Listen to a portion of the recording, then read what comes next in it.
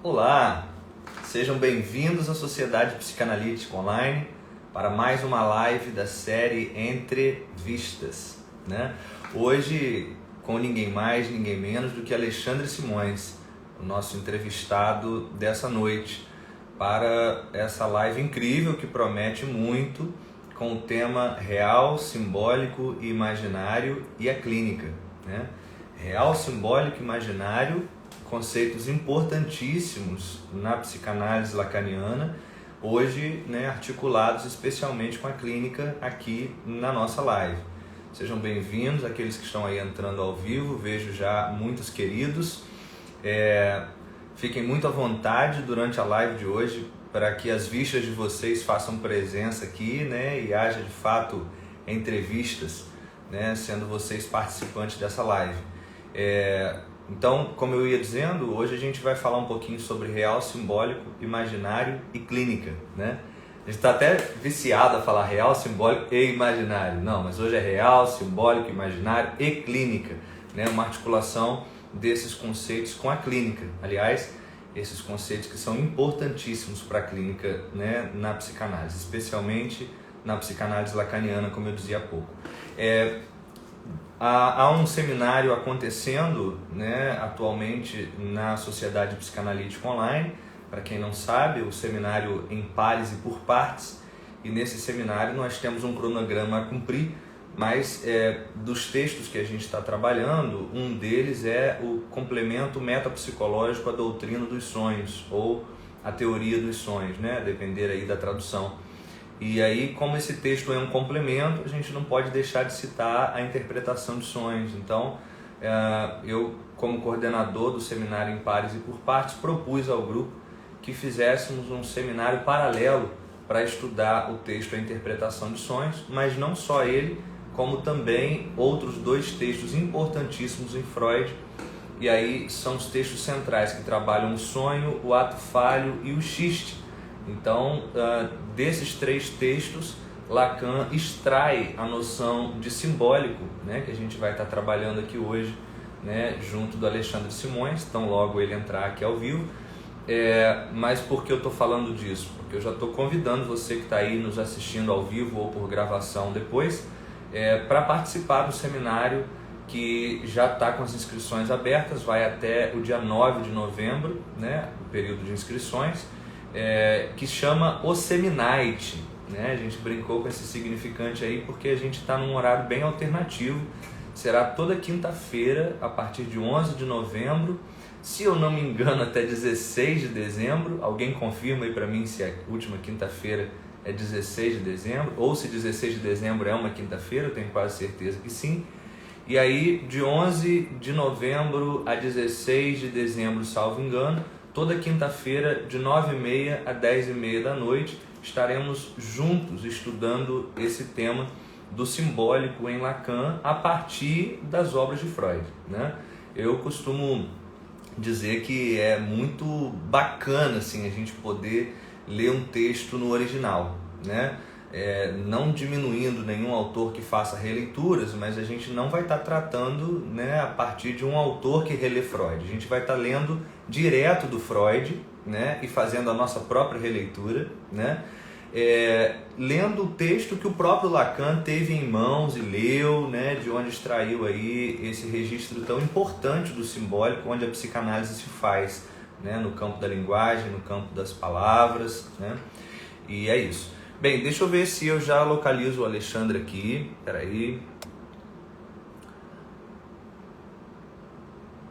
Aqui mudou um pouquinho, né, a forma de encontrar as pessoas aqui, ou de não encontrar. Diferente cá, né? Tá aí convidado o Alexandre. Aqui também não aparece, ele já está ao vivo aqui com a gente. Vai aparecer em algum momento. Fiquem aí na torcida para que dê tudo certo, senão a gente vai falando aqui entre nós até ele chegar, né, sobre o assunto. Mas enfim, como eu dizia, enquanto o convite processa aí para ele, né, vocês estão convidados para o Seminite. Alguém confirma aí para mim, gente, pelos comentários, se dia 16 de dezembro é uma quinta-feira. Aí o Alexandre entrou. E aí vocês confirmam para mim só para dizer, que eu sei que o início é 11 de novembro. E aí vai toda quinta-feira de 9h30, 10h30. Mas eu não sei se a última cai no dia 16 de dezembro. Eu acredito que sim. Só confirmem aí para mim se 16 de dezembro é uma quinta-feira. Alguém que possa escrever aí nos comentários para eu estar confirmando aqui. Vamos lá. Convidando aqui o Alexandre. Deu uma mensagem aqui que ele não está conseguindo participar. Vou convidar outra vez. Espera aí.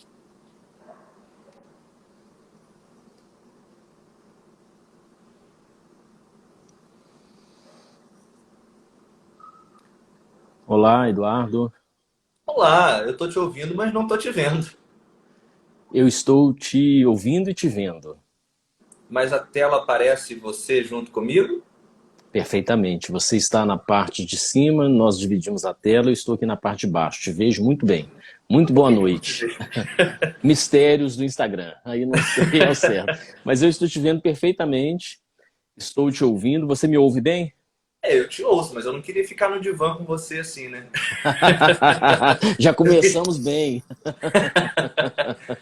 Já começamos bem, não é? Então, aqui ó, Estou vendo 16 de aqui dezembro, a Gina tá o respondendo que cai Gustavo numa está aqui, a quinta Lilian. e a Será Nélia que as dizendo outras na terça. pessoas, será que as outras pessoas estão vendo a nós dois ou não? Senão eu saio e entro novamente, Eduardo. Sim, estão, mas aqui segue dizendo para mim que você não conseguiu participar. Espera aí que eu vou tentar fazer outra vez aqui o convite para ver como é que fica, se aparece aí de novo para você. Mistérios do Instagram, como você disse. Vê se aparece aí para você. E agora? Ah, sim, agora eu te Ah, vejo. Agora deu ótimo. certo. Agora sim. Eu É, também o te pessoal, o vejo, pessoal que tá ao vivo eu aí te tava vendo os escuto. dois. Ótimo, aqui estamos. Muito Então tá boa ótimo. noite a você e a todas as pessoas que já estão aqui conosco.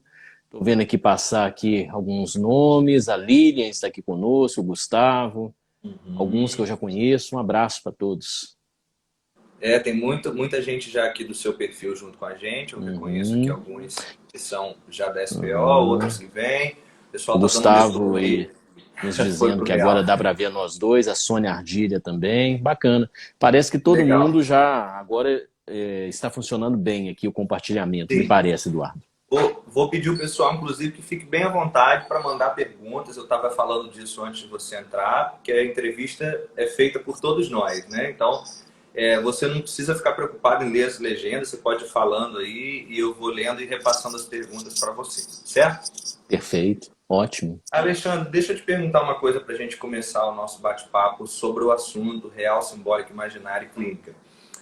A gente costuma dizer que todo conceito, toda definição tem um valor, né? Assim, serve para alguma coisa, foi criado para determinado fim, né? Antes que a gente possa definir real, simbólico e imaginário, para quem não está muito habituado ainda com esses registros, o que, que você diz para a gente sobre o valor que isso tem? Para que servem esses conceitos de real, simbólico e imaginário? Você quer uma resposta bem sintética e já Como que preferir. toque no ponto? Então vamos lá. Me parece que podemos falar várias coisas e vamos ter oportunidade de falar várias coisas sobre o real, simbólico, imaginário, este importante triádico, né? Aí Uhum. constituído por Lacan, proposto por Lacan, a partir de Freud e a partir, obviamente, da experiência clínica, né? De Lacan e da psicanálise como um todo. Mas o que eu responderia quanto ao valor é que o real, simbólico e imaginário, o RSI, em Lacan, ele tem um valor imprescindível para nós analistas, para que possamos possibilitar que as pessoas que nos procuram entrem na análise e saiam da análise. Então, o RSI, a importância dele fundamental é que é para que você, ao entrar, consiga sair. Ou seja, que a trajetória de uma análise ela tenha um ponto de possibilidade, né, de resolução, aquele trecho, né, aquela fatia de análise, que ela tenha uma possibilidade de resolução, que alguma coisa possa ser feita com a análise, para que ela não seja uma entrada e que aquela pessoa que está ali conosco analisando esteja em meio a um labirinto, né, onde não haja muito como sair. né? Então é nesse sentido é que o RSI funciona como um fio, uma espécie de fio de Ariadne, a meu ver. Você entra e uma vez entrando, você tem como sair. Ou seja, tem com o que sair. O que você extrai de uma análise? RSI, para mim, é algo que responde de maneira muito valorosa a essas duas extremidades. E eu salientaria aqui, inclusive, essa possibilidade de sair, né? Porque não é interessante que você entre e que você não tenha uma saída, você não tenha com o que sair. Então, é aí que está, a meu ver, muito sinteticamente, o valor do RSI. Uhum. Eu vou me permitir, antes de uma segunda pergunta ensaiada, aprofundar aqui a partir do que você trouxe. Como é que você nos conta isso um pouco sobre essa questão dessa saída, né? Sair a partir do RSI. O que você pode nos falar sobre isso? Como é que seria essa saída? Eu penso, Eduardo, que esta questão, se nós formos especificamente, né, dialogar, se nós formos dialogar com Lacan especificamente, para ficar dentro do repertório onde o real, simbólico e imaginário foram se constituindo, né, e se transformando, né, são conceitos que são trabalhados por Lacan ao longo de todo o seu ensino. Nós não temos um único momento em que ele vai enfatizar. Claro que há momentos muito preciosos, né, momentos de virada, momentos de importante guinada, mas que, me parece, não inviabilizam que nós tenhamos que ter uma atenção para com o ensino de Lacan desde a década de 1950 até o final dos anos 1970. Mas à medida em que nós vamos nos aproximando, né, desse momento que coincide, né, com o final da vida de Lacan, né, ou seja, o final de seu ensino, ele é muito próximo do final de sua vida, o que indica que Lacan, durante boa parte de sua vida, ele, né, acabou lidando com a transmissão da psicanálise. Mas, enfim, se nós formos lançar uma certa atenção mais, né, detida, uma atenção especial a este momento que nós podemos localizar como 1973, 74, 75, né, ou seja, metade dos anos 70, nós vamos encontrar mais enfaticamente, não me parece que seja um único momento, mas nós vamos encontrar, sim, mais enfaticamente, Lacan trabalhando com exatamente isto, né? Levantando indagações desta ordem. O que cada um faz com o seu sintoma? Uma vez que o sintoma, isto que nos estorva, eventualmente, né? Isto que cobra um preço, né, de cada um de nós, isto que pode, por exemplo, numa dada situação de vida, ser manifestado como um transtorno. Aliás, até a psicopatologia contemporânea apreende muito essa face transtornante do sintoma, ainda que o sintoma não seja somente isso, né? Mas o sintoma, sim, pode se apresentar desta forma, né? Pode se apresentar como aquilo que vai, de certa forma, atravessar, né, as suas rotas de vida. Você vai tropeçar nessa pedra mais de uma vez, por assim dizer. Então, algo do sintoma comporta esse tipo de estorvo, né? Alguma coisa que você leva com você e que vai cobrar um certo preço sobre vários aspectos da sua vida. Então, a indagação, a meu ver, fundamental nesse momento, né, para nos centrarmos na sua questão, que Lacan sustenta, uma vez que o sintoma, nós não devemos pensar que ele será inteiramente terapeutizado, que ele vai evaporar, que ele vai sumir das nossas vidas, é claro que para que uma análise avance é fundamental, a meu ver, que efeitos terapêuticos ocorram. Quando Lacan diz que a psicanálise não é uma terapêutica, né, e rapidamente ele vai definir o que seria uma terapêutica? Um restabelecimento a um estado anterior de coisas. Mas isto não vai inviabilizar de maneira nenhuma que durante o manejo de uma análise, condução, que efeitos terapêuticos aconteçam. Uma coisa, há às vezes um entendimento muito radical da ideia de Lacan. A psicanálise não é uma terapêutica. Logo, o analista, então, não tem relação com nenhum efeito terapêutico, ou que uma análise ela há de ser sustentada sem que isso aconteça, de modo algum. Eu acho que o analista ele tem de ser sempre, né, sensível, cuidadoso. A experiência analítica é da ordem de uma travessia, como Freud muito bem indicou. A transferência, por exemplo, o Bertrand, ela está o tempo todo articulada a uma palavra muito parecida, uberganho, que é travessia. Então, transferência implica em travessia. Então, isso implica em cuidado, isso implica em passo a passo, um movimento espiralar. E que, aí que vem a indagação. Estou fazendo esse contorno para contextualizar a indagação. O que cada um faz com o seu sintoma, uma vez que ele não será inteiramente terapeutizado e nem deve, porque o sintoma ele é também um ponto de sustentação.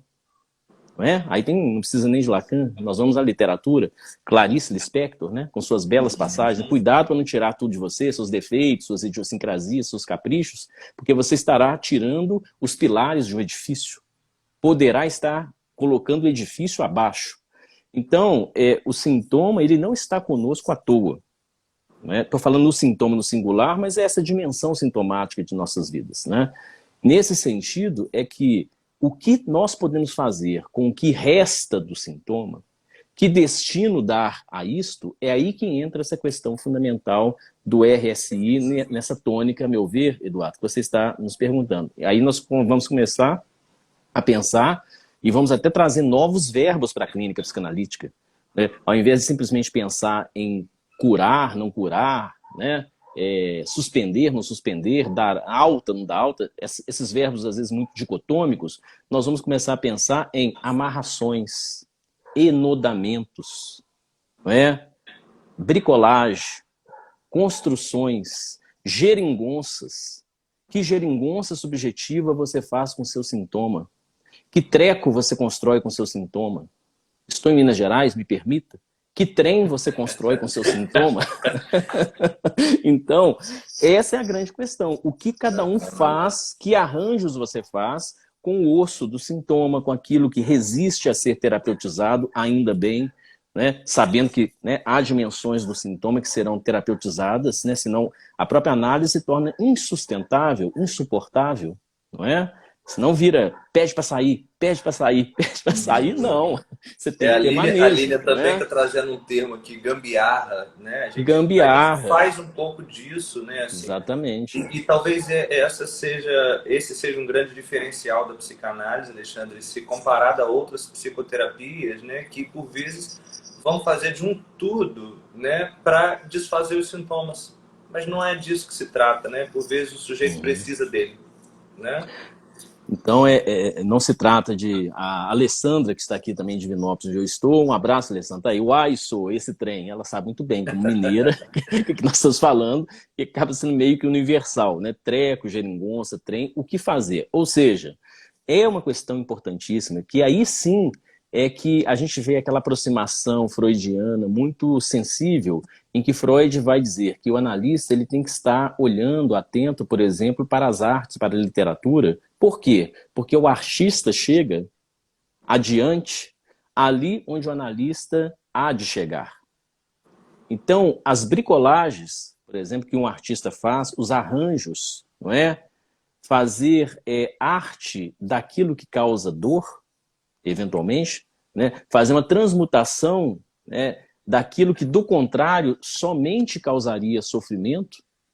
Então, essas transmutações, transduções, são muito importantes, e esse, então, é uma espécie de efeito, um efeito estilístico, um efeito poético, para onde cada análise, de maneira absolutamente singular, poderá culminar, né, desembocar nesse ponto.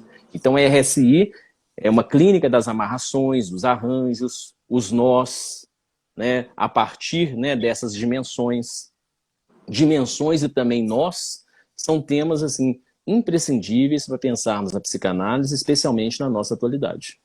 Isso, de algum modo, Lacan já leu em Freud, né? Assim, o eu não se cura de si mesmo, né? Tem alguma coisa de incurável que está ali, né? E que é preciso fazer alguma coisa com isso, né?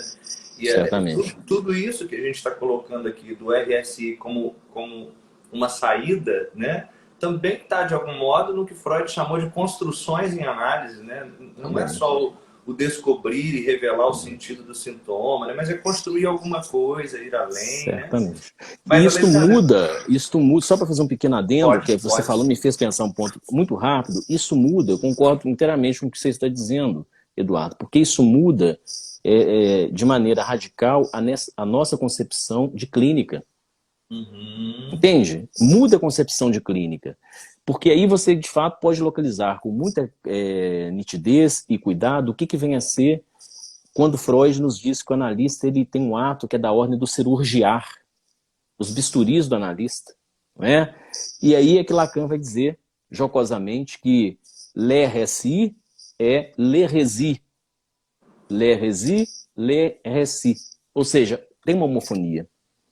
Né? O RSI é a heresia. L'hérésie. Né? Ou seja, de certa forma, a heresia, porque isso subverte totalmente, por exemplo, o status quo que hoje podemos ter em relação a intervenções terapêuticas, né, em relação a tratamento. É uma heresia nesse sentido, por quê? Porque, de fato, faz jus, né, à formulação freudiana em que ele vai dizer o eu não é senhor em sua própria morada e estamos, de fato, constituindo algo que produz um corte epistemológico. Né? Então, tem essa visada bem interessante, a meu ver. Perfeita colocação. Bem de acordo. Bem, a gente está falando para um público não só de psicanalistas, mas de estudantes de psicanálise, interessados no assunto. Vamos falar um pouco, assim, conceitualmente, para a gente seguir o bate-papo. Você fez uma colocação importante já de início, né, de que não são exatamente alterações dos conceitos, né, mas é uma constituição, né, que vai acontecendo ao longo da obra. A gente vê que os conceitos passam de uma definição a outra, de um entendimento para outro, mas que não tem de ver exatamente com uma transformação, mas uma constituição, né, gradativa, que teve de ver com as experiências clínicas de Lacan também. O real pode ser conceituado de várias formas, ou melhor, em vários momentos da obra, né? Como é que você traria aí esse primeiro registro para a gente? Como entender o real? O que é, na prática, o real?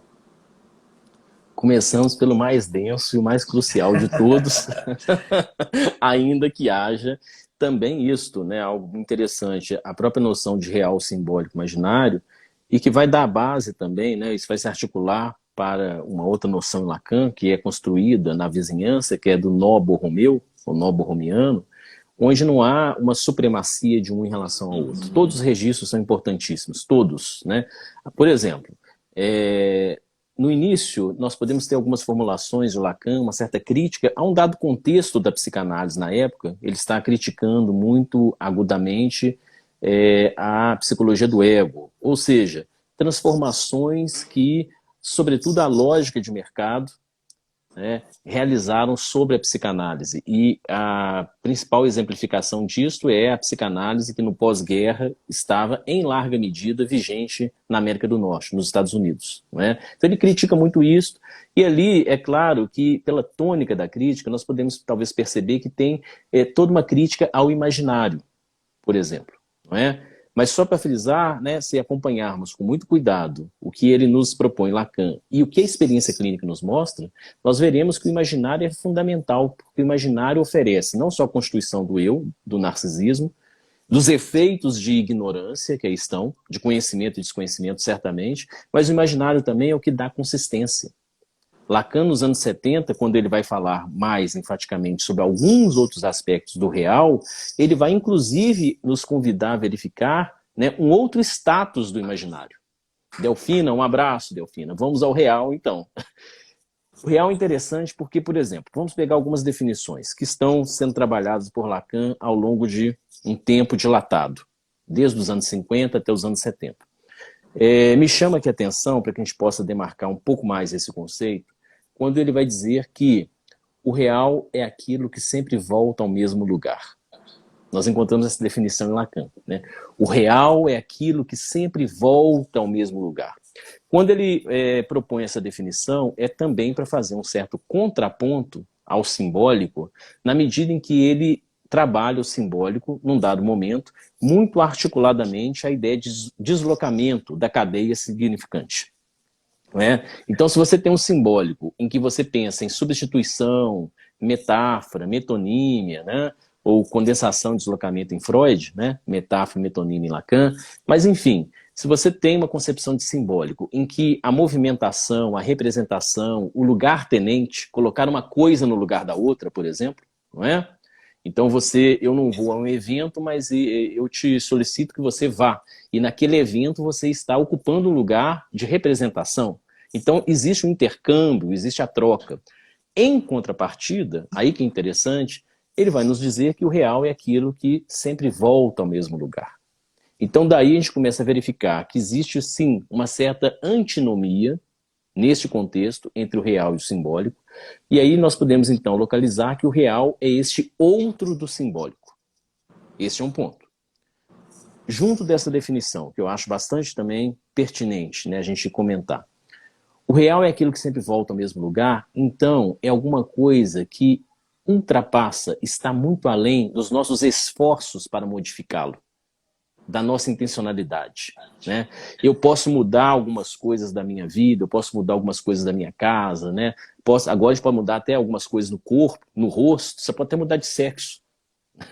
Então a biotecnologia nos oferece uma série de mudanças, você pode mudar de status social, dependendo. Você pode, né, de uma extrema pobreza chegar à riqueza, de uma grande riqueza, né, decair para a pobreza, né?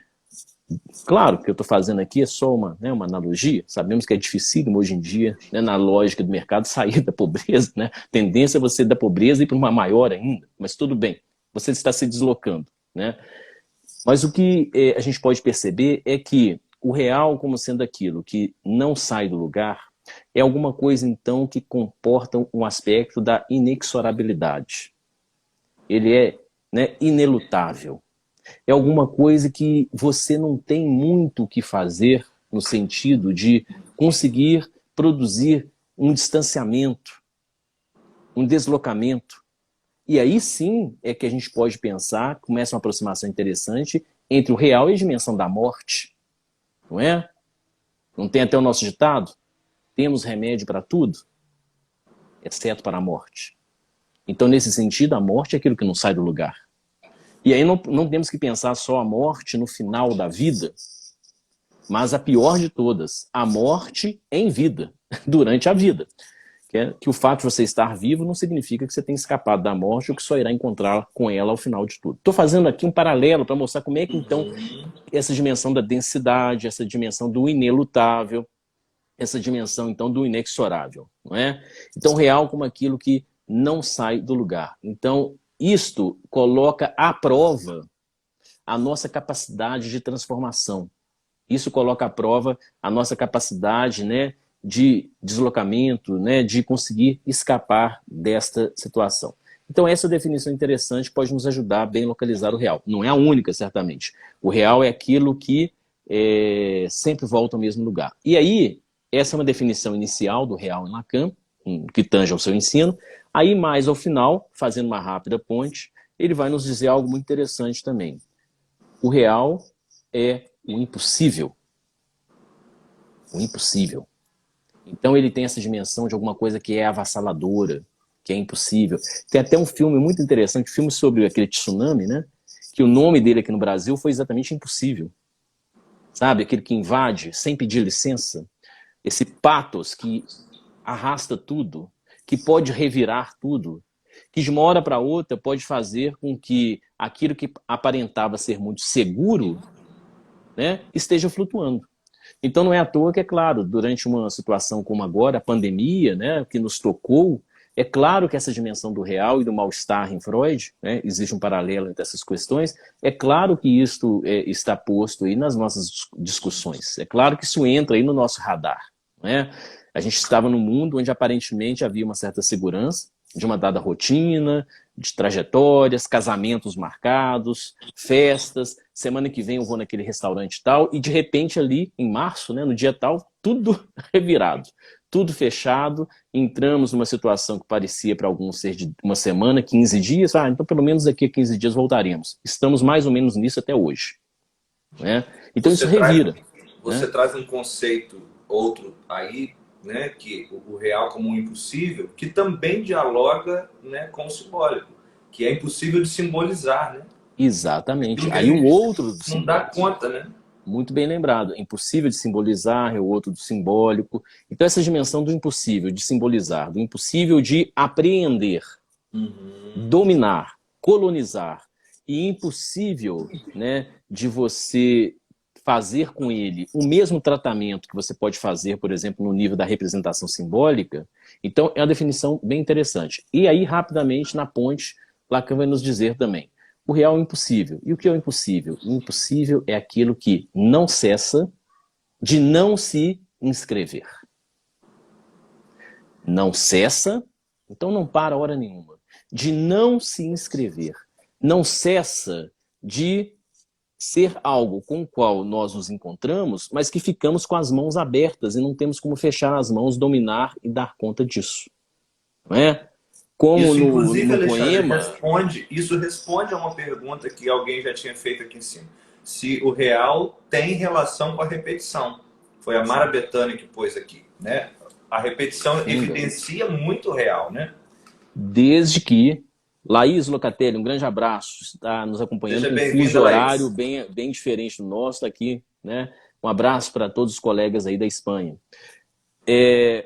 Exatamente, o real nesse sentido, né? Então comporta esta impossibilidade, não pode ser colonizado, não pode ser dominado, mas aí que entra o ponto fundamental. Isto não é uma coisa que estaria fora da constituição subjetiva. Porque nós haveremos de pensar a subjetividade a partir deste elemento. Não é?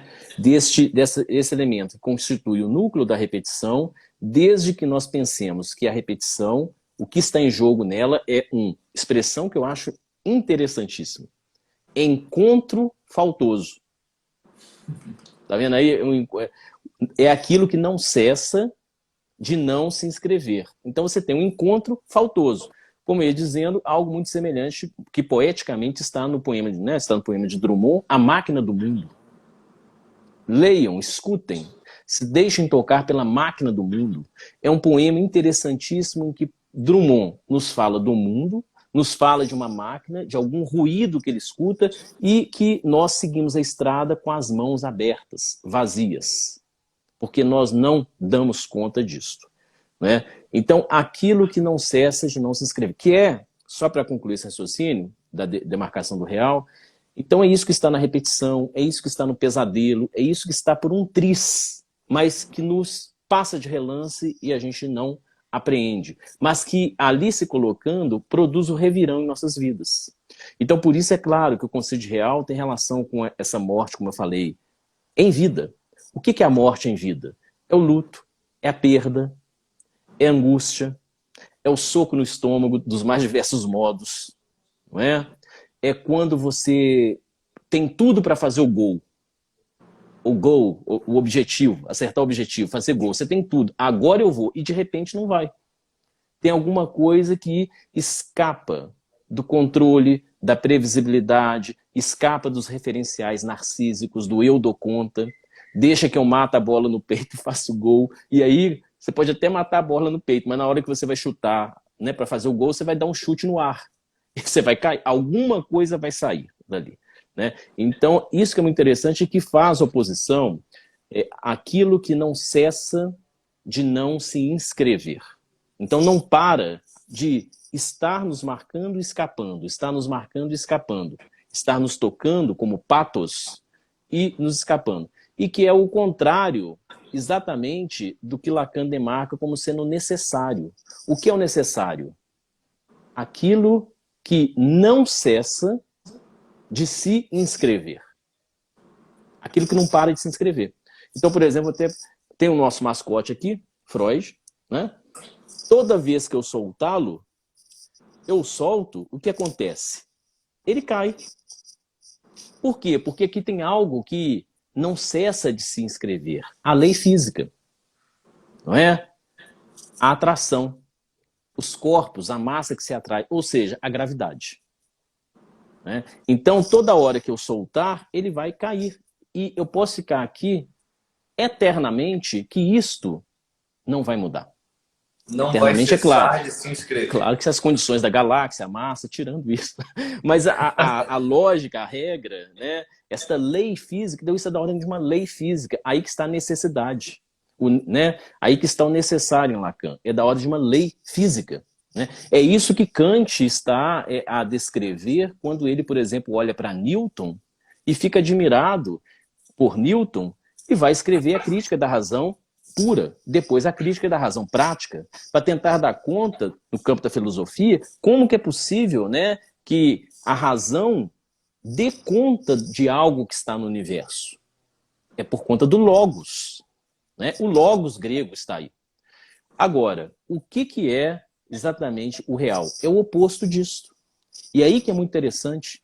Então é alguma coisa que introduz no mundo algo além de uma lei desta ordem, né? Uma lei física, que pode ser apreendida por uma fórmula, pode ser apreendida pela física. Nós vamos, né, estudamos, né, essa lei, elementos dessa lei, quando estamos no ensino médio, né, aprendemos algo desta lei, então você pode colocá-la, formulá-la. Agora, o real é de outra ordem, mas ele nos constitui.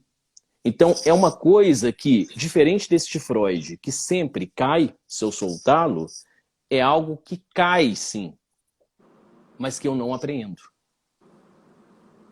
Então, aí que está o real, né? A gente tentar escutar isso a cada situação clínica, a cada paciente, qual é a relação de cada um com isto que cai e que não se apreende.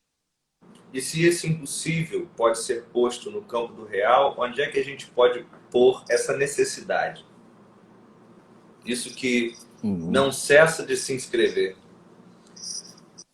Aí que tá, um outro regime que me parece interessante, né? Fazendo um paralelo, né? Saindo dessa dimensão, obviamente, da lei física, da lei da gravidade. Mas existiria alguma maneira de contornar o que fazer diante disso? O que resta a nós? Aí que entra talvez um paralelo com uma lei, que não é essa lei física, mas que é o desejo, não é? Que é a possibilidade que nós temos, né, de introduzir alguma pega, né? Pega no sentido de você ter pega com a vida. Você constituir uma forma de se vincular, uma forma de ancoragem. Ancoragem. Uma coragem que te apoia, para que nós possamos lidar com os efeitos do real. Então, é aí sim que a gente tem uma inter-relação interessante em uma clínica da psicanálise que aponta para essa característica, para essa categoria importantíssima que é o real, considerando as outras, certamente, mas que, ao mesmo tempo, Lacan vai nos dizer que o que está em jogo ali é uma prática sustentada por uma ética do desejo. Então, a consideração sobre o real, ela não deve ser, me parece, considerada, né, trabalhada, sem, de fato, se pensar em algo fundamental, que é a aposta, é o enodamento, a aposta no desejo, o fazer desejar. Né? O analista ocupar uma posição de causa, como eu trabalhei no seminário recentemente, e que pode colocar, uma vez que ele se coloca nessa posição de causa, o analisando naquela situação que Freud nos descreve no texto fundamental, a gradiva de Jensen. Gradiva, aquela que caminha, aquela que anda. Então, a causa tem essa íntima relação de proporcionar que o paciente ande, que o paciente avance. A despeito de termos, né, uma relação com o mundo, uma relação conosco, quando eu falo com o mundo é fundamentalmente conosco, que envolve o outro, claro, mas uma relação em que você não vai dar conta de tudo. Que vai ter alguma coisa, né? Teremos coisas que quando cairão serão pegas, mas ao mesmo tempo teremos coisas que quando caem não serão pegas. E o que cai, ao final das contas? Não é só a maçã que cai em cima da cabeça de Newton, né? O que cai é o próprio sujeito. Né? Nós caímos. Nós andamos de maneira trôpega. Nós somos edípicos. Aquele que caminha claudicantemente. Então, estou dizendo que o real ele traz para nós uma articulação emaranhado com conceitos muito importantes, operativos da clínica psicanalítica. E que nos indicam, de fato, o campo prático. O que se faz quando se faz uma análise. A Tatiana Russo de Campos tinha deixado uma pergunta. A morte é o real absoluto e tudo que não temos controle? Talvez a morte seja uma tentativa de nomear, de alguma maneira, de tentar dar conta de alguma maneira desse real. Eu não diria que a morte é o real. Eu fiz só uma aproximação para dizer, né, dessa questão que está ali em nossas vidas. Como diria Heráclito, né?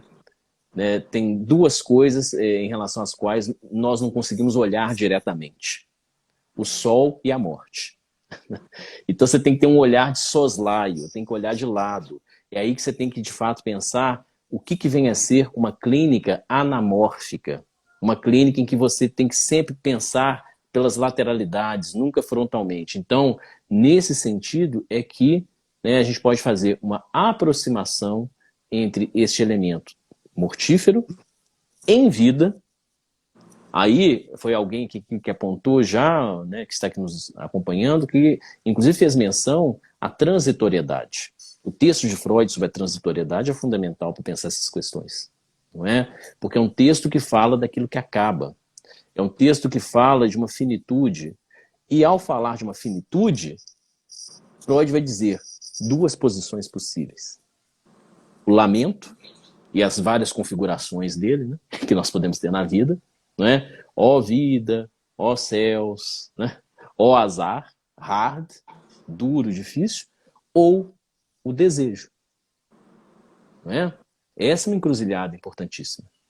Então, é aí que talvez nós podemos pensar que há uma relação, né? A clínica analítica, que estava conversando com uma supervisionando algumas semanas atrás. Me parece que o final, né, de uma análise, com as amarrações singulares de cada final, não necessariamente tem que nos conduzir de maneira nenhuma à posição melancólica, entristecida, né? Aquela posição de tem muita essa ideia de uma quebra de todas as ilusões, né? Não me iludo com nada, muito pelo contrário. Tudo bem, você pode ficar smart, esperto, coelho em relação às ilusões de alguma ordem, mas você vai ser capturado. Mas é uma clínica que, ao final das contas, ela tem que te conduzir, eu aposto nisso, a esta relação com o desejo. Então, ao invés dela desembocar num aspecto de entristecimento, num crepúsculo, pelo contrário, é numa vivacidade, né? Na possibilidade de uma vida vívida. Aí sim me parece que temos algo fundamental. Né? Como você sublinhou, de pagar o preço pelo desejo, né? Porque é disso. Exatamente. Perfeitamente. Agora, né? Então, no final, que você tem a vivacidade. Isso é fundamental na prática psicanalítica. É isso. Essa colocação da morte associada ao real, né, me faz pensar que algumas formas de ser grafado RSI no enodamento borromeano põe lá com simbólico a morte. Por quê, Alexandre? Só mandar um abraço, que eu fico aqui. Eu sou viciado assim, já nas lives, fico olhando aqui os comentários, né?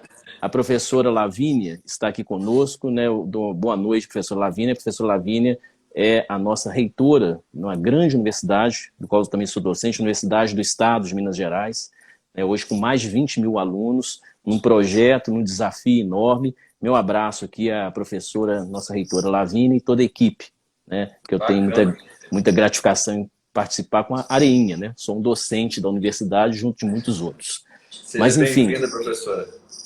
Você pode refazer a questão do simbólico, por favor? Sim, às vezes a morte é grafada no enodamento borromeano junto ao simbólico. Por quê?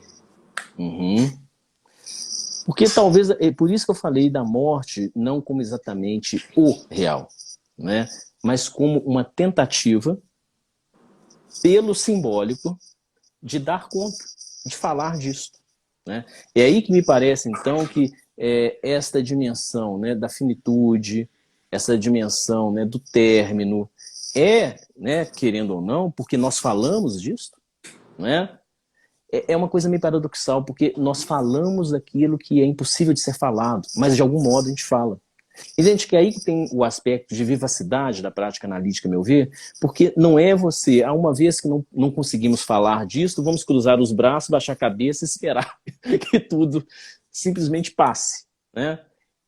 Não me parece de maneira nenhuma que é um convite a você ser meramente um espectador sentado no banco da vida, né? Mas você tem que entrar em campo. Então, nesse sentido, sim, é pertinente, né, esta relação, né, da morte com o simbólico. Inclusive, se nós formos, por exemplo, ao seminário 2 de Lacan, né, ele vai fazer essas aproximações e, inclusive, vai fazer a leitura do mais além do princípio de prazer por meio desse viés. o que é bem interessante.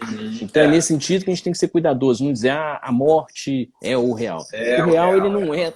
Qualquer coisa que seja, se é um encontro faltoso, é igual um horizonte. O real, então queremos uma definição mais palpável, vamos pensar o real é o horizonte. Porque ele está o tempo todo ao nosso redor, ele organiza o campo de eventos, ele organiza o campo de possibilidades de alguma maneira, e a cada momento que você vai se aproximar dele, ele escapa. Ele não vai cessar de não se inscrever. Exatamente. Né? Mas ele é o horizonte, nesse sentido. Né? Isso, e eu fiz essa pergunta exatamente por isso, para que a gente não deixe a morte identificada como o próprio real, porque antes o Rodrigo Coppi, se não me engano, perguntou: esquecemos o real ou temos que nos chocar com ele? Mas talvez, né, tenha muito de uma prática analítica que seja um fazer com o real, né? Fazer uma costura aí, né, com o simbólico e com a morte. Parece que é isso que a gente faz. Assim, vejam, nossos queridos ouvintes, não estou colocando nada disso em questão, mas quando a gente fala, né, de uma reencarnação, de uma vida eterna, de um ir para o céu, é uma tentativa de simbolizar a morte, né? De fazer uma costura com isso, né? Que a gente vê aí como e de alargar o horizonte da vida. Mandar esse real para um pouco depois. Passa amanhã, passa depois, como se fosse, né? Mas ele está ali, né? Ele está ali, não é? Então, acho muito interessante, olha só para ver se a gente pode ir por aqui também, como que você também pensa isso, Eduardo. Várias perspectivas, sobretudo no campo das psicologias, nos levaram a pensar em suas diversas matrizes, importantes, válidas, né?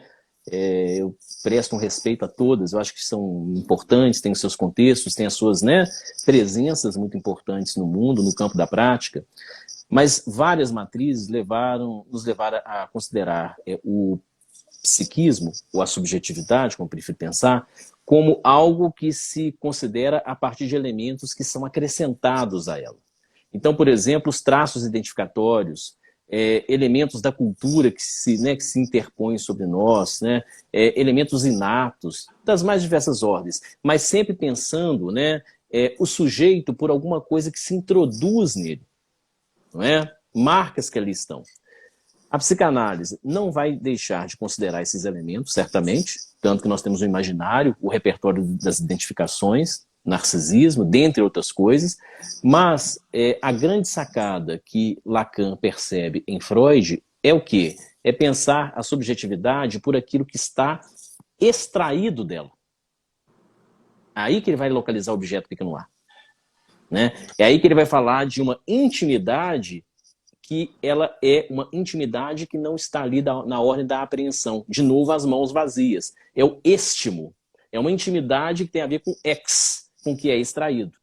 Então, acho que isso é interessantíssimo. Isso muda totalmente, né, as direções possíveis de uma prática, as considerações sobre a formação do analista, o que se faz quando se faz uma supervisão, o que se faz quando se faz uma análise. Isso muda totalmente. Os debates importantíssimos, a relação de psicanálise e cultura, psicanálise e literatura, psicanálise e política, porque você vai exatamente, é o que Lacan vai dizer, Freud introduziu um novo regime de subjetividade que subverte totalmente, né? Aí vem um corte epistemológico, subverte totalmente o entendimento que podemos ter até mesmo da coisa psíquica, porque você não vai pensá-la somente pela perspectiva do adicionamento, mas por aquilo que cai, por aquilo que falta, por aquilo que é extraído.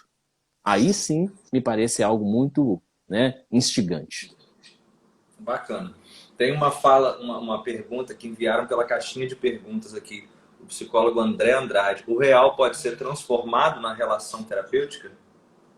André Andrade, se eu não me engano, é um ex-aluno. Também ele faz a pós-graduação no ESP, em Clínica Lacaniana. Um grande abraço, André. Se o real pode ser transformado, né? Aí que entra esse desafio, né? Acho que a grande aposta, não há, a meu ver, nenhum horizonte da psicanálise possível sem que nós tenhamos uma grande aposta. Que é qual? Que é possível, sim, metabolizar o gozo. Em outras palavras, metabolizar. Aí entra a questão da bricolagem, da transformação, né, dos trecos, né, da geringonça. Do trem. O trem. Fazer alguma coisa diferente com o gozo. Significando o que por gozo aqui rapidamente? Aquilo que sempre nos captura. O gozo é da ordem de uma captura. Então, o que em sua vida, o que em nossas vidas se mostra como capturas, você pode ser capturado dos mais diferentes modos. Então, aquilo que sempre te captura, é ali que tem algo que goza através de você, goza em você, goza por você. Então, essa pergunta do André me leva a essa consideração de uma aposta. Sim, se quando uma pessoa me procura enquanto analista, por mais drástico que possa ser o caso, por mais intensa que possa ser a captura, por mais intensas que possam ser as capturas em suas vidas. Você pode ter uma captura na relação com a droga, uma captura na relação com o amor, não é? A devastação amorosa, uma captura na relação com o seu próprio sintoma obsessivo, a captura como uma maneira de você estar na relação com o laço social, por exemplo. Se você, enquanto analista, não aposta que podemos sim, a psicanálise, fazer algo com a captura, portanto, metabolizar, deslocar algo do gozo, então me parece que não há como sustentar uma prática analítica sem isso. É o que Lacan, de certa forma, vai dizer quando ele menciona que, em última instância, o que sustenta uma análise é o desejo do analista. E se há um desejo do analista fundamental, voltando lá à gradiva de Jensen, é este efeito gradívico, fazer desejar, fazer andar, fazer com que a vivacidade se introduza. Então, nesse sentido, é sim que nós podemos pensar em um metabolismo de algo do gozo, mas não significa tão simplesmente que estaremos, né, evaporando o horizonte ou dando conta de pegar, transformar o que não cessa de não se inscrever em aquilo que cessa, né, não cessa de se inscrever. Ou seja, transformando o impossível em necessário. Não se trata disso. Né? Uma contribuição aqui da Sandra, grande Sandra, um abraço. No último Lacan, o outro passa para o corpo e o desejo para o gozo. Né? Quando você estava falando de captura, Alexandre, eu tive uma imagem mental aqui, assim, né? É como passar uma rede no mar. Né? A gente vai, de algum modo, capturar alguns peixes, mas não todos. Né? E mesmo nas malhas da rede, alguma coisa ainda há de escapar. Né? Sim, mas a psicanálise acho que tem de ver com essa aposta de passar a rede. Alguma coisa eu vou capturar. Alguma coisa, né, vai se fazer possível. Eu vou poder me alimentar disso. Né? Claro, mas, evidentemente, tem algo que vai ficar de fora. Mas eu não posso deixar de apostar. Tem que haver essa aposta. A Sandra, estou aqui. Um abraço para a Sandra, para a Lúcia também de Vitória. A Michele Pessim, que chegou aqui. Um abraço, pessoas queridas. Mas tem que haver, a meu ver, esta possibilidade de uma aposta, porque é isso interessante, enquanto muitos, né, daqueles que o paciente, nem falo analisando a posição que virá, né, do paciente, enquanto muitos podem já não ter apostado, né, podem ter jogado suas fichas, né, por terra, eles estão ali conosco, né, muitas vezes indo analista como uma de suas últimas possibilidades, né? No sentido de uma indagação que sempre se apresenta de algum modo, ela se transmuta, mas ela sempre se apresenta de algum modo, né? Doutor, eu tenho jeito? Eu tenho jeito? Ou seja, aí que entra a questão, né? Qual é o jeito a ser dado? Aí que entra a questão do enodamento, do RSI. Que jeito daremos a isto? A Eva perguntando se eu irei em Recife em março, sim. Final de março, Eva.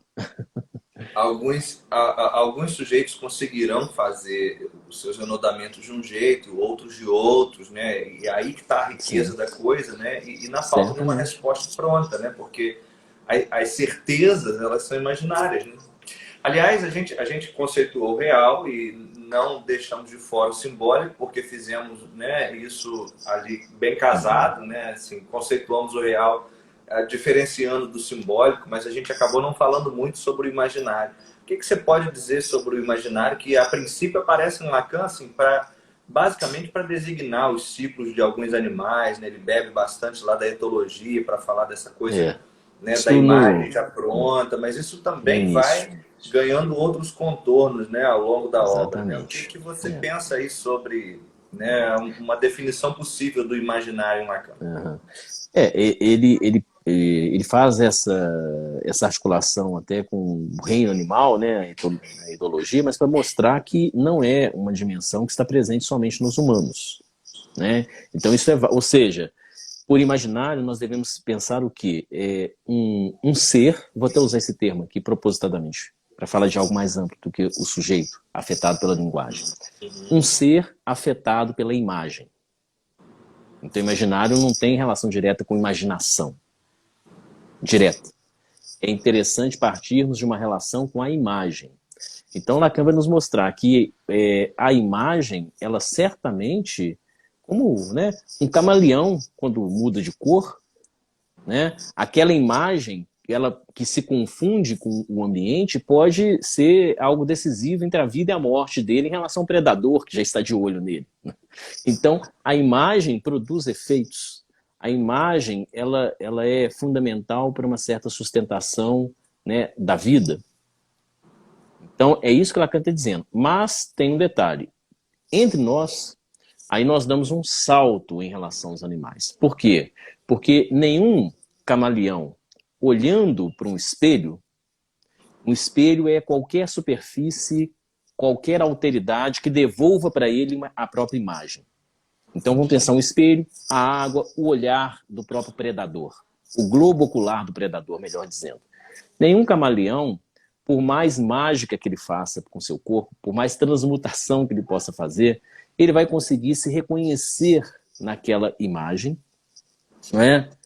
E se ver ali como sendo aquele camaleão e dizer, eis-me aqui, eu sou este, e vou escapar desse predador, porque o predador é outro e eu sou eu e eu gosto muito de mim. Eu vou tentar me manter vivo, esse efeito narcísico, né? Então, deixa eu saltar fora disso. Nenhum animal vai fazer isso. Nós, humanos, num dado momento, estamos, né, par e passo nesta relação com as imagens, no que tange aos animais, mas nós nos destacamos deste nível, vamos para um outro momento, uma outra dimensão nesse caso, um outro passo, e aí sim nós verificamos um efeito muito específico da imagem em nós, e este efeito maior é o quê? Proporcionar que nós nos identifiquemos, nos reconheçamos, mas a partir de uma constante confusão entre a minha imagem e a imagem do outro. Então, me permite, o imaginário tem a ver com isso, sim? A Sandra, psicanalista, trouxe uma contribuição que tem de ver com o que você está falando, né? Até para você concluir o raciocínio com base na questão dela. Ó. A imagem é no primeiro Lacan, depois se torna a consistência da vida. Sai Exatamente. do mero engodo. O que acha disso, Alexandre? É isso que nós comentamos aqui, acho que talvez mais no início aqui da nossa live, né? No sentido de que o imaginário, um dado contexto inicial dos anos 50, por conta até da crítica que Lacan faz ali à apropriação da psicanálise pelo mercado e transmutação em psicologia do ego, da psicanálise e psicologia do ego, então você tem toda essa crítica do imaginário, imaginário que, na maior parte, né, daquele repertório de Lacan, vai ser um certo sinônimo de identificação, sim, reconhecimento, mas ao mesmo tempo alienação. E aí que entra o grande desafio do analista na atualidade, a meu ver. Nós não ficarmos utilizando na nossa relação com as imagens somente do repertório da alienação, isso é muito pouco. Porque nós temos que introduzir uma outra, né, perspectiva que Lacan começa a introduzir quando ele começa a falar do objeto e vai culminar nisto que a Sandra muito bem localiza como sendo algo da consistência. O que dá consistência, não é? Então, considerar que, por exemplo, a nossa relação com as imagens, eu vejo uma série de discursos, vamos pensar, estamos aqui no Instagram, o reino das fotos, das imagens, das postagens, né?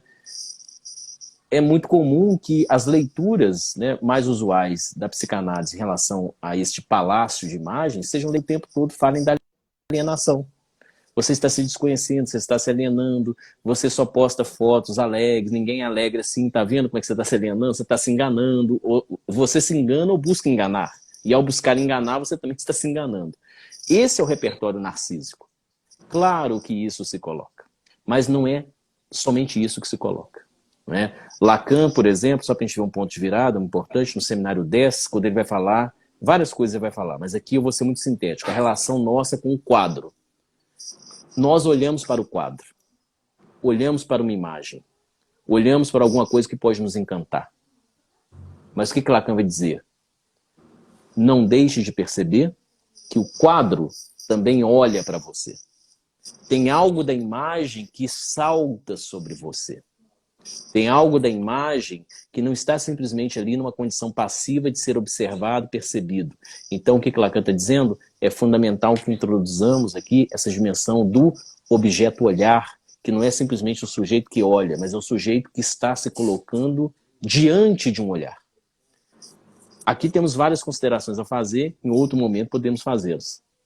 Mas o que eu gostaria de dizer é que isto introduz um repertório totalmente diferente e não simplesmente de observador ou de sujeito alienado na nossa relação com as imagens. Porque nós introduzimos algo crucial aqui, a dimensão do objeto. Aquilo que salta sobre você, aquilo que toca a dimensão tanto do desejo quanto do gozo. Porque o objeto tem essa ambiguidade. Então, nesse sentido, sim, é que nós temos que tentar. É como se fosse o seguinte, nós não podemos pensar a psicanálise nessa relação com as imagens, então vamos pensar o imaginário, somente no repertório, por exemplo, da arte moderna. Nós temos que pensar nos quadros da arte contemporânea, aonde, por exemplo, a posição aparentemente muito assegurada do observador, do condutor, isso é subvertido, não é? A ponto de quando você entra, por exemplo, vai ao Inhotim, aqui em Minas Gerais, algumas pessoas vão perguntar, mas isso é arte? O que é isso? Que negócio é esse? Você fica incomodado, você fica intrigado, você fica causado, você dorme e sonha com aquilo, você fala que nunca mais quer ver, você quer levar para casa, não tem dinheiro para pagar. Então, você é tocado por aquilo dali de uma maneira totalmente diferente de uma estática observacional. Então, é aí talvez que nós temos que pensar certamente esse imaginário como não sendo somente o imaginário do estágio do espelho, que é importantíssimo, mas o imaginário que passa por essa relação, né, do circuito pulsional, de uma ordem totalmente diferenciada. E não é nenhuma coisa nem outra, dicotomicamente. Na clínica, nós temos que considerar esses dois aspectos o tempo todo. Isso que você diz agora é importantíssimo. Como é que a gente pode ver na clínica real, simbólico e imaginário? Como é que na prática, né, no dia a dia com os pacientes, com os analisandos, a gente pode ver real, simbólico e imaginário? Sim. Sob diversos aspectos, entrelaçadamente, e sem que tenhamos que necessariamente o tempo todo ter a expectativa de coisas absolutamente nítidas e, né, muito bem demarcadas umas das outras. Mas então podemos sim fazer apontamentos, indicar, né, vetores, vieses, não é? Certamente, quando um analisando está ali livre associando, está ali em meio, né, a cadeia significante, um significante remetendo a outro, produzindo atos falhos, homofonias, né, trabalhando a linguagem pela perspectiva do Lego, dos pequenos elementos que se encaixam, a pecinha dos Lego, Lego, logos, linguagem, não é? Como aqui eu fiz aquela escansão ao falar da ancoragem, não é? Então ali eu estou trabalhando esse Lego. O então, duplo sentido, né? O duplo sentido, a homofonia, a polissemia, o falar. Então, essa é uma dimensão assim, muito evidente do simbólico. Né? Essa dimensão da nomeação, do nome próprio. E é claro, quando eu falo do nome próprio, é aquilo que faz função de nome próprio. Que não é simplesmente Alexandre, não é simplesmente Eduardo. É aquilo que nomeia, que reconhece e que nos indica que há um outro que nomeia. Há uma anterioridade que nos nomeia. Não é?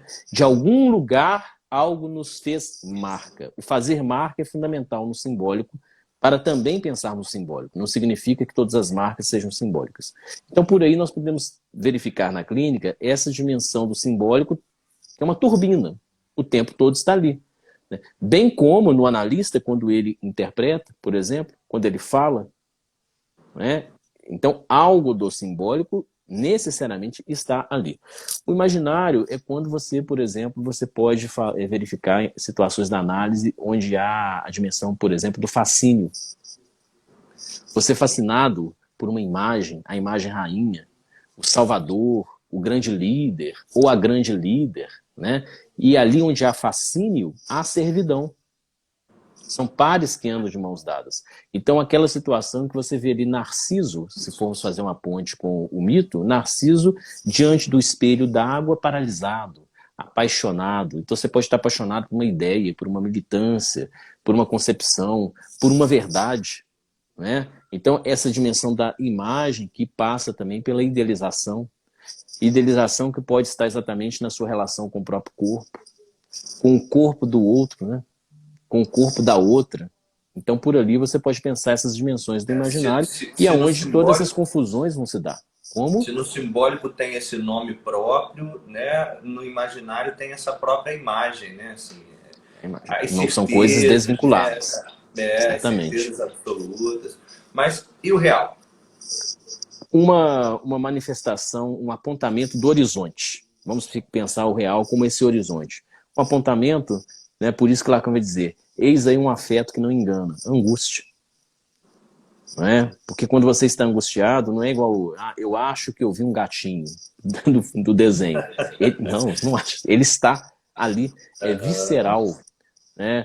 Por isso que um acontecimento contemporâneo, que vem a ser a ansiedade, é interessantíssimo, porque quando você está às voltas com ansiedade, você manda a angústia passar no outro dia.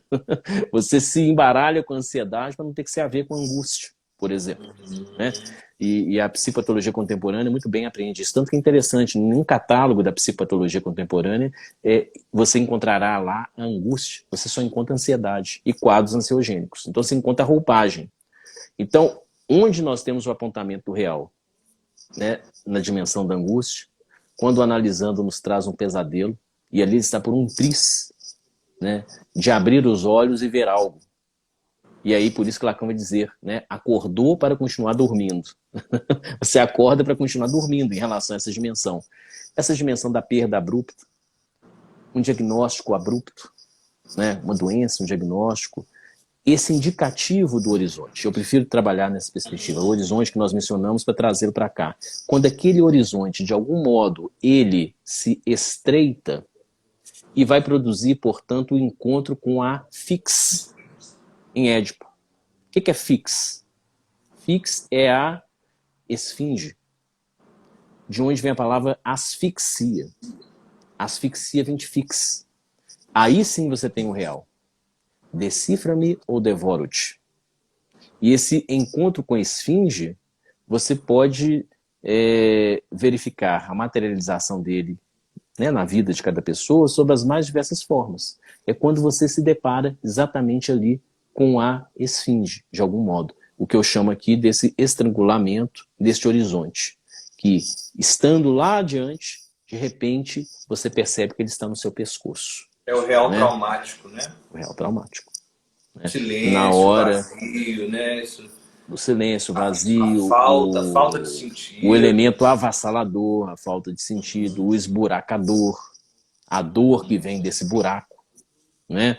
É quando você tem planos na sua vida, de repente você se depara com a brocagem. Né? A broca furou. Né? Aquilo que parecia ser impenetrável, aquilo que parecia ser muito blindado. É por aí, então, por que nós podemos ver esse real. Exatamente. Amanhã eu vou fazer tal coisa, só que não. O real vem, né, como a broca e fura isso, né? Que a gente tem certeza que vai fazer amanhã, mas só que não, né? Essa articulação de real, simbólico e imaginário com a clínica é muito preciosa. Mas acho que a gente pode também trazer uma outra que está em Freud de alguma maneira, que é essa articulação RSI com inibição, sintoma e angústia. Né? O que você pode nos falar um pouco sobre? Sim.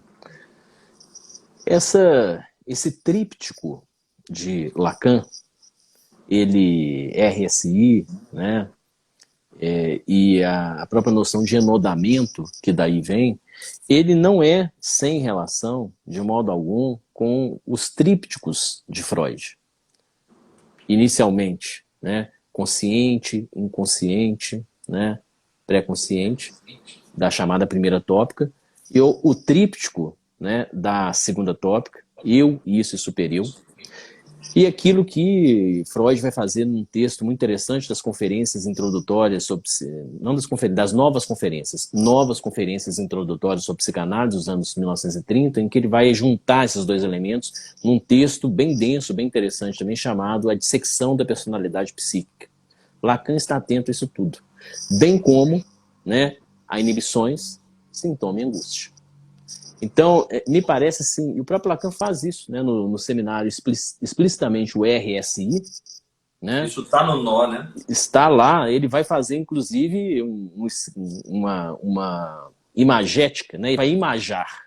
Ele vai imajar o nó RSI e vai realizar uma localização, né, da inibição, sintoma e angústia em cada um dos entroncamentos que ali se colocam.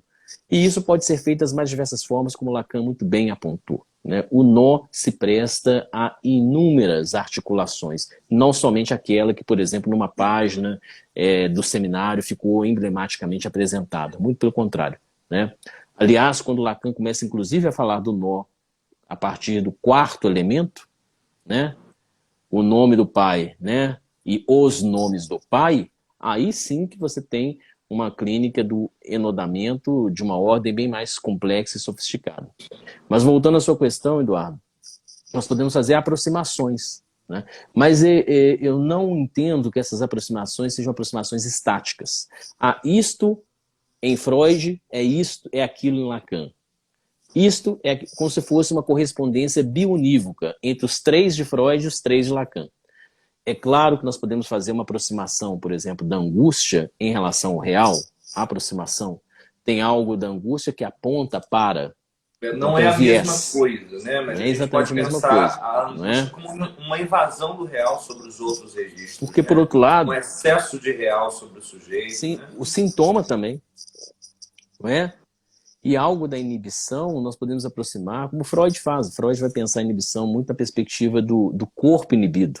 E ele vai articular a inibição a um elemento narcísico.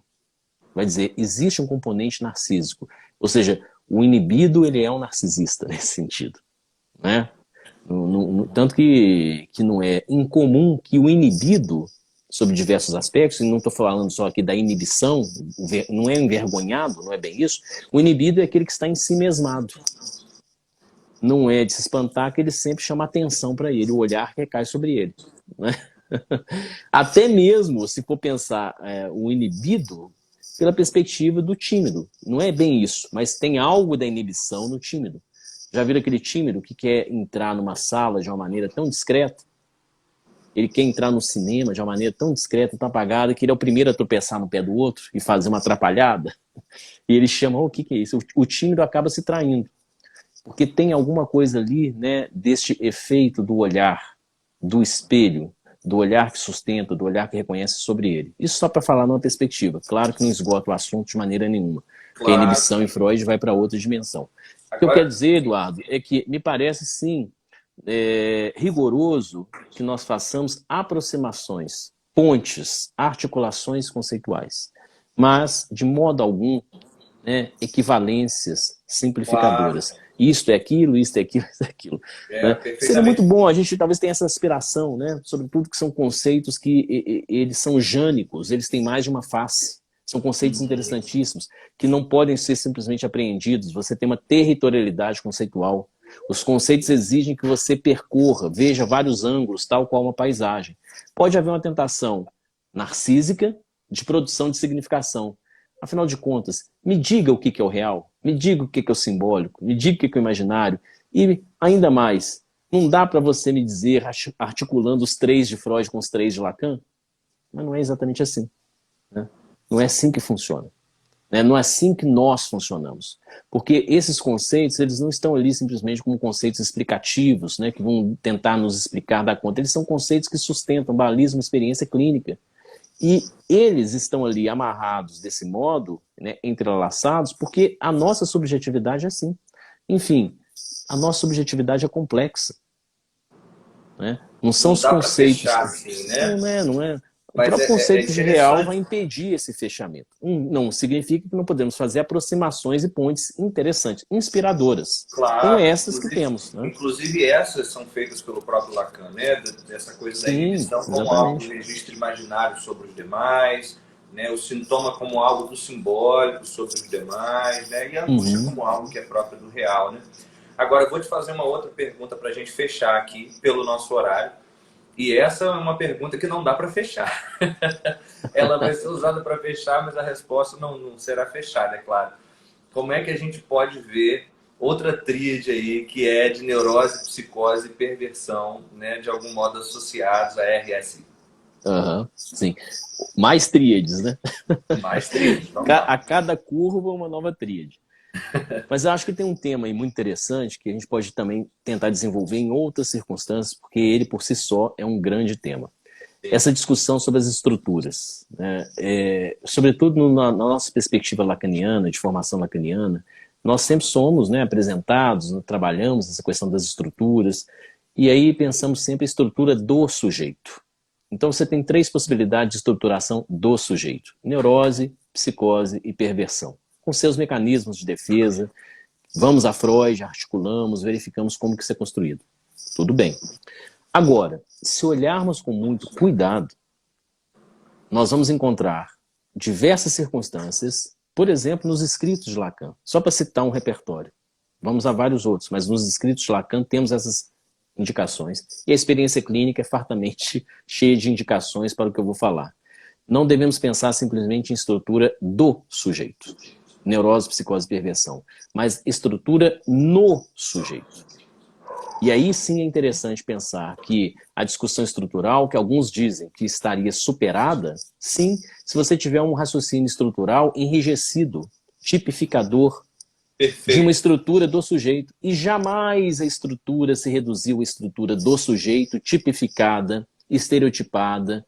Jamais, né, na perspectiva lacaniana. Porque Lacan vai dizer que o que está em jogo ali é a relação do sujeito com o objeto em cada uma dessas situações.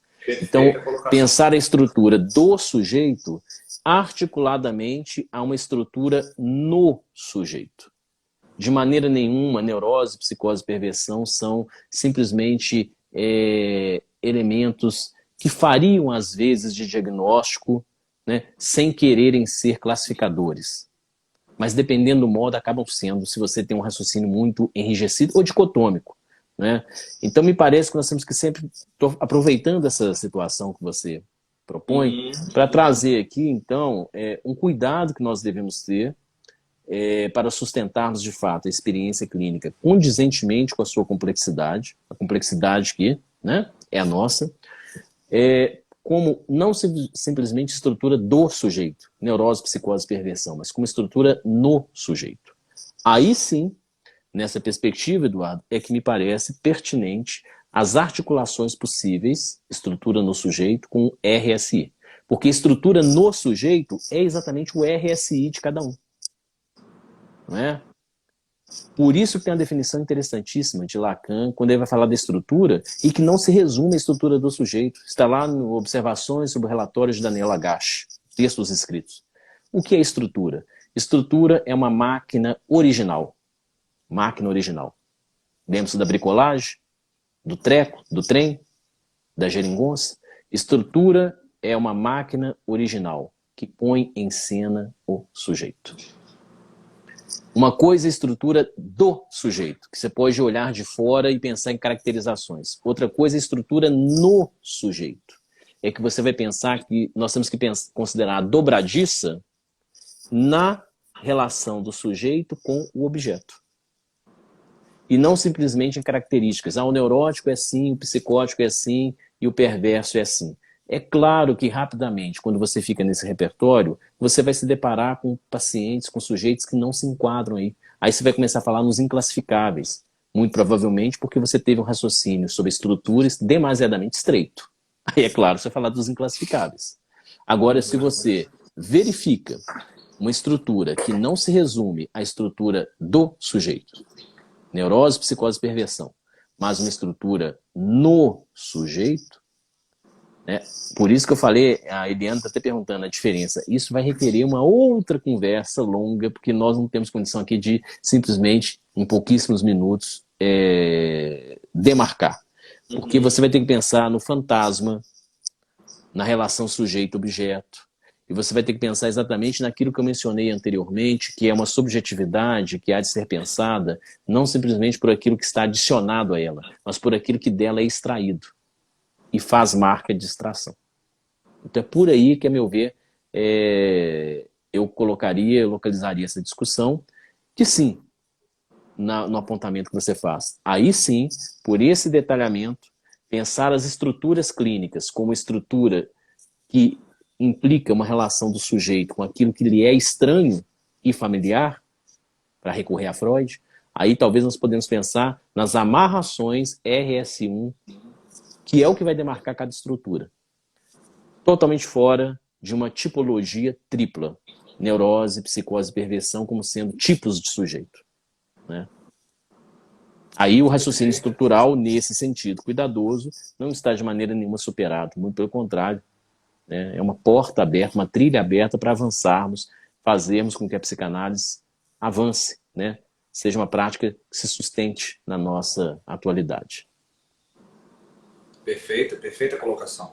O Delfim Antônio, psicanalista, disse aqui, assunto para um seminário, Alexandre. Então vou aproveitar para anunciar aqui para quem está nos acompanhando aí, ao vivo e também os que assistem depois por gravação, que essa conversa toda aqui, RSI e a clínica, está abrindo alas, né, abrindo as portas para um seminário que estamos aí combinando, né? O Alexandre vai coordenar aqui um seminário pela SPO exatamente com esse assunto, real, Sim. simbólico, imaginário e a clínica. Então vocês que são seguidores do Alexandre, que ainda não seguem a SPO, passem a seguir para ficarem aí espertos nas atualizações, né? A gente está programando para começar esse seminário em fevereiro. Assim como vocês que são seguidores da SPO, sigam o perfil do Alexandre aí, que tem um trabalho fantástico. O Alexandre que tão gentilmente cedeu aí o seu tempo para estar com a gente nessa noite. Alexandre, muito obrigado por tudo que não se esgotou, mas que abriu, né? E eu acho isso fantástico. Eu gosto de conversar com quem não fecha, mas abre, aponta para outras possibilidades, para algo que não se esgota, né? Para algo que ainda tem que se inscrever em outro momento, né? Então, assim, foi muito bom, foi excelente. Sei que muita gente perguntou coisa que não deu para responder aqui. Eu vou pedir a vocês que deixem essas perguntas nos comentários da live gravada. E aí eu já estou respondendo a quem está perguntando aqui. A live ficará gravada? Sim, eu vou gravar. Vai ficar na Sociedade Psicanalítica Online. E aí vocês podem deixar ali as perguntas e aí a gente, na medida do possível, vai tentando dar conta ali, né? Já perturbando aí o Alexandre, para dar conta de ajudar a responder aí, né? Mas eu quero agradecer muito a quem ficou aí com a gente, cento e poucas pessoas ao vivo, e agradecer, Alexandre, mais uma vez por ter gentilmente aceito o nosso convite e desde já, né, dizer que eu estou apreensivo aí pelo dia do início do nosso seminário, né, porque eu serei um dos que estarei inscritos.